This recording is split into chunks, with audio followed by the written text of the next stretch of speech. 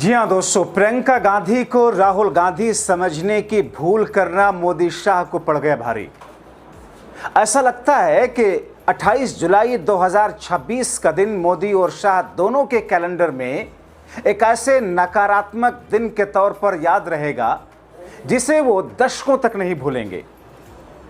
दोस्तों, iron lady Indira Gandhi की झलक वाली छाप वाली प्रियंका गांधी, जिनसे जब जब भारतीय जनता पार्टी ने या उनके नेताओं ने या उनके सबसे शीर्ष नेतृत्व ने भिड़ने की कोशिश की है, मुखी खाई है, क्योंकि प्रियंका ही वो आज की विपक्ष की आयरन लेडी है जिसने प्रधानमंत्री को एक कायर प्रधानमंत्री कहने का साहस मंच से दिखाया।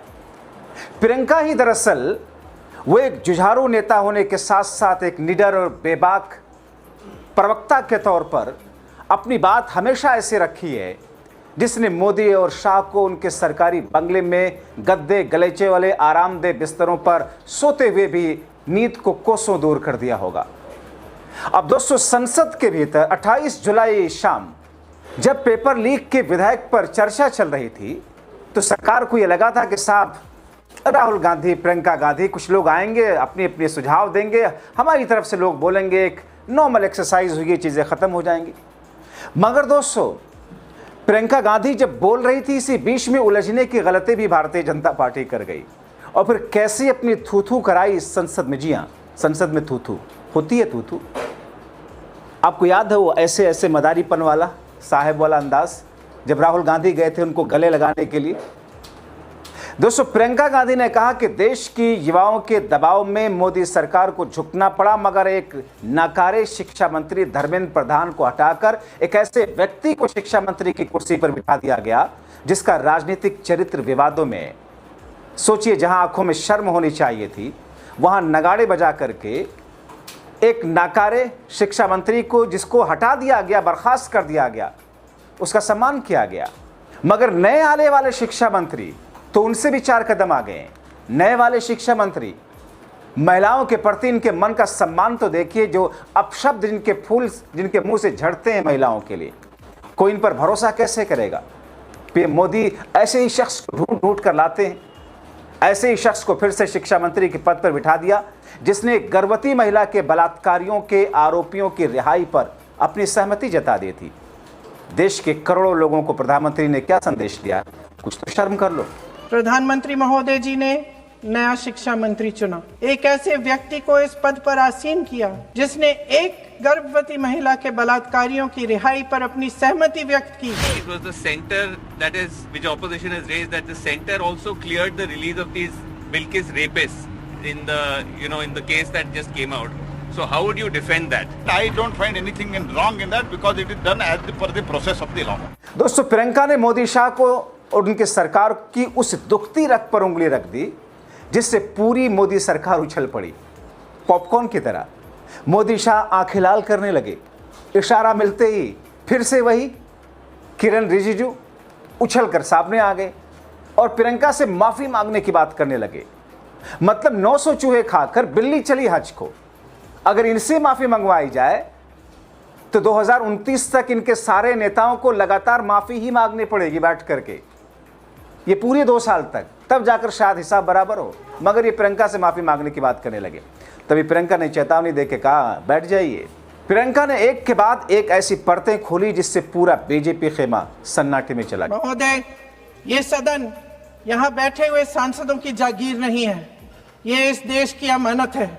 यहाँ बैठे हम सब इस देश की जनता, इस देश के युवाओं, बुजुर्गों, गरीबों, अमीरों और सब धर्मों, सब वर्गों के देशवासियों के सेवक हैं।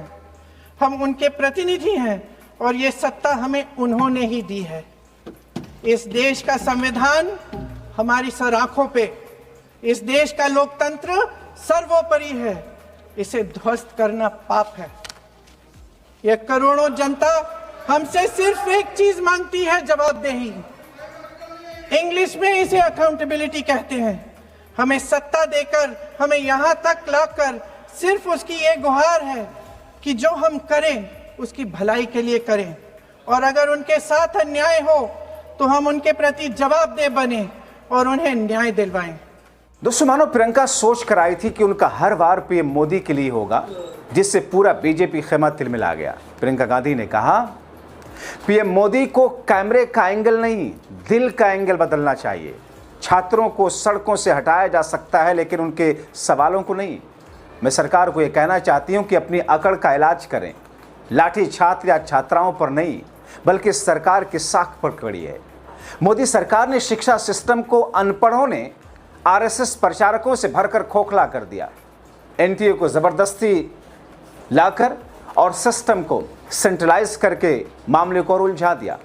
देश के कुल बजट में शिक्षा बजट का हिस्सा हर साल बढ़ने के बजाय ये सरकार घटाती जा रही है। अब जिंदगी जाग चुकी है। दोस्तों, ये तो सच है कि पेपर लीक से करोड़ों छात्र प्रभावित हुए, लेकिन दोस्तों एक भी गुनहगार को सजा नहीं हुई। शिक्षण संस्थाओं में संघ के प्रचारकों को भर भर करके उसे खोखला बना दिया गया। एनटीए बनाकर परीक्षा सिस्टम का केंद्रीकरण कर दिया गया। हर साल शिक्षा बजट की हिस्सेदारी घटती चली गई।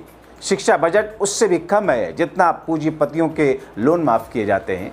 सोचिए, सरकार की प्राथमिकता है क्या? देश के युवाओं का भरोसा इस सिस्टम से किस तरीके से टूटा है। भरोसे को बनाने के लिए उसी सिस्टम से जवाब नहीं ढूंढा जा सकता, उसके दायरे से बाहर निकल ठोस प्रयास करना पड़ता है। प्रधानमंत्री उनके साथी यही सोच रहे होंगे। मगर दोस्तों, शिक्षा मंत्री के तौर पर धर्मेंद्र प्रधान से देश के जेनजी के दबाव में शर्मनाक परिस्थितियों में इस्तीफा तो ले लिया गया, और उनका संसद में जिस हिसाब से कल सम्मान हुआ, प्रियंका कहती हैं जिस तरीके से स्वागत किया गया जैसे कोई सुपरस्टार पहुंचा हो। उनको मुकुट पहनाया जा रहा था तो महाराष्ट्र के एक परिवार में अपनी बेटी के सुसाइड का मातम मना रहा था। बेशर्मी से स्वागत कराया जा रहा था। कोई आप पर यकीन कैसे करे? प्रियंका कहती है कि हम आरएमएल अस्पताल गए जहां घायल छात्रों का इलाज चल रहा था। कुछ समय पहले स्वास्थ्य मंत्री भी वहां गए थे। जब हम वहां पहुंचे, उस लड़की की मां नेताओं के आने जाने से गुस्से में थी। उसने कहा, धन्यवाद आप आए, लेकिन हमें किसी से मिलना नहीं। पीड़ा से उसका शरीर कांप रहा था, लेकिन उसने कहा कि वो भी आए जिन्होंने मेरी बेटी का यह हाल किया। मेरी बेटी की बलि चढ़ गई, मैं लड़ूंगी। शायद मुझे यहाँ खड़े होकर के सबके सामने बात नहीं करनी चाहिए, लेकिन उसके दिल के टूटने की आवाज़ की वजह से उस माँ की इजाज़त के बिना प्रधानमंत्री और गृह मंत्री से पूछना चाहते हूँ, क्या ज़रूरत थी उन पर आंसू गैस, लाठियाँ चलवाने की, लड़कियों के कपड़े फाड़ने की, बच्चों को जलील करने की? क्या वे आतंकी थे? किसने ऑर्डर दिया पायलट गन चलाने के लिए? प्रधानमंत्री ने दिया? गृह मंत्री ने दिया? सिर्फ कांग्रेस पार्टी नहीं, पूरा देश पूछ रहा है। आपकी जिम्मेदारी बनती है, जब आपसे सवाल हो तो इन सवालों का जवाब आप ऑन रिकॉर्ड संसद के पटल से दीजिए। प्रियंका कहती हैं, क्यों डरते हैं आप नौजवानों से, उनकी आवाज़ से? ये सदन इस देश की अमानत है, किसी की जागीर नहीं। हम सब लोगों के सेवक हैं, उनके प्रतिनिधि हैं।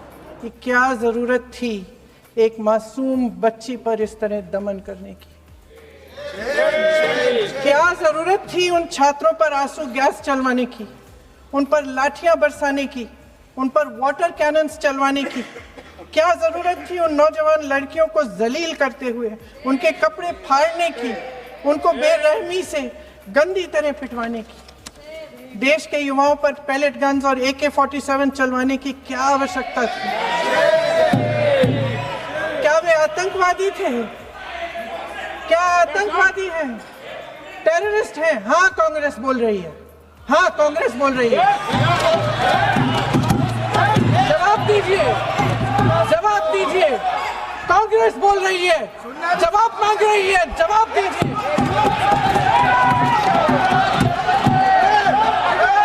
कौन जवाब देगा? कौन जवाब देगा? गृह मंत्री जी जवाब देंगे। किसने ऑर्डर दिया? किसने ऑर्डर दिया पैलेट गन्स चलाने के लिए? किसने ऑर्डर दिया? आपके माध्यम से मैं पूछती हूं अध्यक्ष महोदय, किसने ऑर्डर दिया? प्रधानमंत्री जी ने दिया? गृह मंत्री जी ने दिया? जवाब देंगे? पूरा देश पूछ रहा है, सिर्फ कांग्रेस पार्टी नहीं पूछ रही है, पूरा देश पूछ रहा है। अध्यक्ष महोदय, देश के माता पिता पूछ रहे हैं, छात्र पूछ रहे हैं, अध्यापक पूछ रहे हैं, पूरा देश आज ये पूछ रहा है। और आपकी जिम्मेदारी बनती है कि आप इस सवाल का जवाब दें। क्यों डरते हैं आप? इस देश के नौजवानों से? क्यों डरते हैं आप इस देश की बुलंद आवाज से? और उस आवाज को दबाने का हक आपको किसने दिया है? तो फिर ऐसी स्थिति में दोस्तों, अब सवाल इस बात का कि ये नोक-झोंक जो भी है, ये तो अपनी जगह है, ये तो रोजमर्रा की राजनीतिक फिल्म है। लेकिन इस चर्चा के बाद में सरकार का असली फैसला क्या होगा, सरकार का असल कदम क्या होगा, और क्या वाकई सरकार की मंशा है इस सिस्टम को ठीक करने के लिए? सोचिए, समझिए, जागरूक रहिए, अपनी राय लिखिए।